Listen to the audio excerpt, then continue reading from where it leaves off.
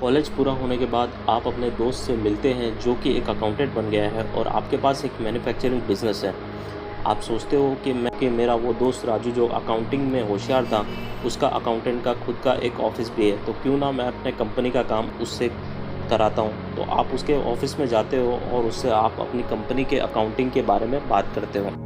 राजू आपका काम करने के लिए रेडी हो जाता है, तो आप उसे अपने सारा काम दे देते हो, जिसमें से कुछ अकाउंटिंग की सिचुएशन होती है जिसे राजू सॉल्व करता है। तो हेलो दोस्तों, तो आज हम इस वीडियो में कुछ डिफ़िकल्ट जनरल एंट्रीज देखेंगे।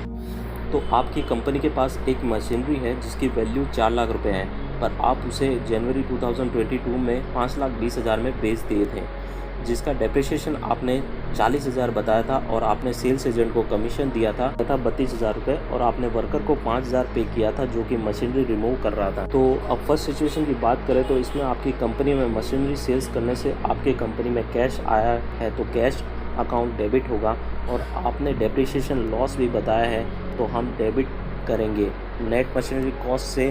तो इसमें हम एंट्री होगी depreciation account debit 40,000 to machinery account 40,000।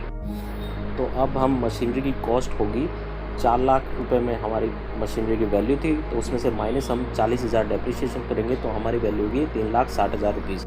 और आपने सेल्स एजेंट को कमीशन भी दिया था, तो वो आपके लिए खर्चा था, तो कमीशन अकाउंट डेबिट होगा, और वर्कर को भी पेमेंट किया था, तो इसमें एंट्री होगी commission account debit 32,000, wages account debit 5,000 to cash account credit 37,000।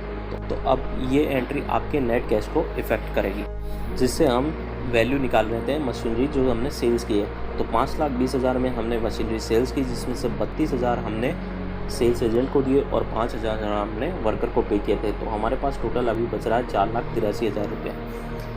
अब हम बात करेंगे कि दो सिचुएशन में जब मशीनरी आपकी कंपनी में से सेल्स के बाद जा रही है, अकाउंट की एंट्री होगी cash account debit 4,83,000 to machinery account credit 3,60,000 to profit and loss account 1,23,000।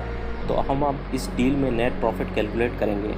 तो net cost of machinery 4 lakh रुपये माइनस 40,000 तो 3,60,000, और नेट सेल्स हम कैलकुलेट करेंगे तो 5,20,000 माइनस 32,000 माइनस 5,000 4,83,000।